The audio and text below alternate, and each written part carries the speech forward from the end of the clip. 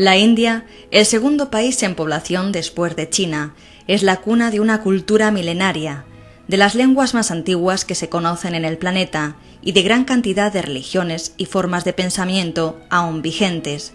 Su vasto territorio ha albergado a multitud de pueblos, etnias y religiones que durante siglos han aprendido a convivir dando lugar a una espléndida cultura. La civilización india abarca una realidad geográfica determinada, la península del Indostán, que engloba actualmente 3 países diferentes, la India, Pakistán y Bangladesh. Con forma de triángulo invertido, el cabo Comorín, su punto más meridional, separa las 2 costas indias, la Malabar, bañada por el mar Arábigo, y la costa Coromandel, abierta al Golfo de Bengala. Al norte, el imponente Himalaya, con el Karakorum y el Hindu Kush, cierra la península. Grandes ríos la cruzan como el Indo, el Ganges, el Brahmaputra, el Godavari o el Krishna. Sus aguas, alimentadas por el monzón, hacen crecer ciudades populosas como Calcuta, Kanpur, Delhi o Bangalore. La historia de los orígenes de la civilización de la India constituye un gran enigma. A partir del tercer milenio, en el Valle del Indo se desarrolló una floreciente civilización comparable a la de Mesopotamia. Esta cultura contó con importantes asentamientos como Mohenjo-Daro, Lothal o Harappa, quien dará nombre a toda la cultura. La ciudad de Mohenjo-Daro resulta sorprendente por su compleja red de infraestructuras y su alto desarrollo urbanístico. Probablemente, a partir del año 1800 a.C., comienza la invasión de los pueblos arios de procedencia debatida.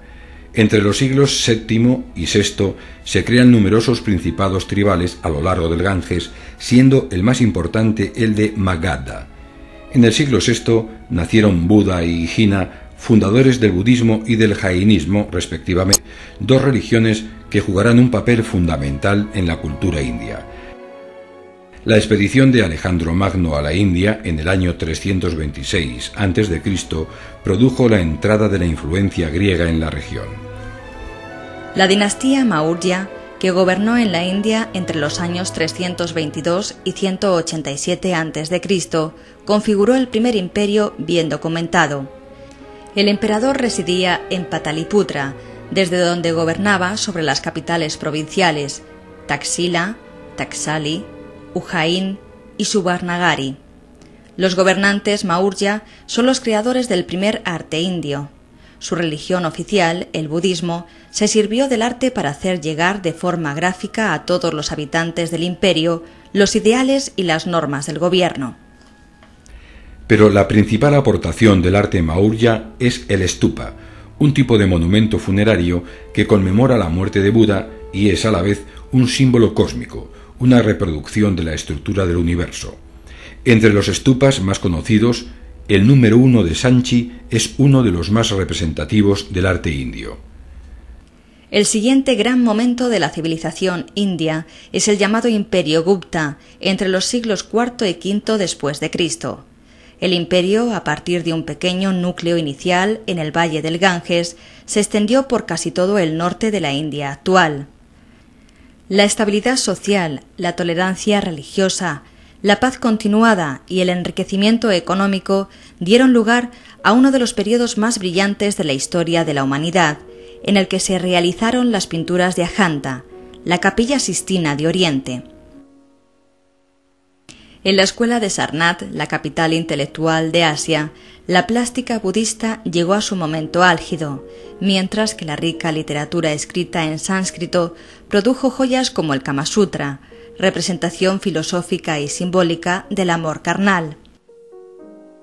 En el año 510 se produce la entrada de los hunos en la India, que imponen un dominio cruel sobre Punjab, Cachemira, Rajasthan y el oeste de Uttar Pradesh. Esto supone la pérdida de la hegemonía Gupta en el norte y poco después de los Bhagataka en el sur. La caída de los grandes patrones del budismo hace que éste quede confinado a 3 pequeñas áreas, Cachemira, Bihar y Bengala. Al mismo tiempo, el resto de la India es testigo del triunfo del hinduismo. A partir del siglo VII, la India aparece dividida en multitud de reinos regionales de difusas fronteras, siendo las más importantes las dinastías Pala y Sena en el norte y Chola en el sur. En este periodo, llamado a veces medievo indio, se configuró el arte hindú y llegó a su máxima expresión la técnica escultórica, empleada básicamente para decorar los templos, dedicados en un principio a la terrible figura del dios Shiva. También ahora el arte jaina alcanza su momento más fecundo y glorioso. A finales del siglo XII comienza la era musulmana en la India. El Alminar de Qutb en Delhi es uno de los primeros edificios islámicos en suelo indio. Los contactos culturales con el mundo árabe hicieron que se incorporaran a las matemáticas árabes los numerales indios, entre los cuales se incluían el cero, así como el sistema decimal. A comienzos del siglo XVI llegan a la India los mogoles, provenientes de las estepas del Asia Central y originarios de Mongolia. En 1605, el imperio mogol controla casi la mitad de la India, extendiéndose a la práctica totalidad hacia 1700. La época del imperio mogol deja en la India importantes monumentos, como el mausoleo de Humayun en Delhi o el mausoleo de Timur al-Daula en Agra. Pero la auténtica joya del arte mogol en la India es el Taj Mahal. Construido en mármol blanco veteado y translúcido, el edificio responde al deseo de Shah Jahan de construir un mausoleo en memoria de su esposa Mumtaz Mahal, de la que estaba perdidamente enamorado.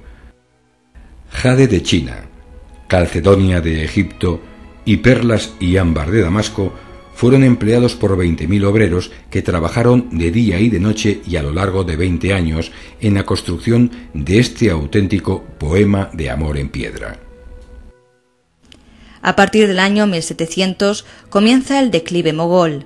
La rica y próspera India observa desde hace tiempo cómo en sus costas se asientan enclaves comerciales portugueses, franceses, holandeses y británicos. En 1857 el imperio mogol dejaba de existir y la India pasaba a estar controlada por Inglaterra. La perla de la corona británica finalmente consiguió su independencia en 1947 gracias a líderes como Nehru o Gandhi. La India, país heterogéneo y complejo, donde conviven lenguas, religiones y culturas diferentes, ha sabido ser también un mundo volcado en la sensualidad, con magníficas dotes para la construcción de templos exuberantes. En definitiva, se trata de una civilización en la que conviven con fuerza pasado y presente, haciendo que los hombres y las formas adquieran un talante tolerante, siempre abierto a la llegada de nuevas influencias.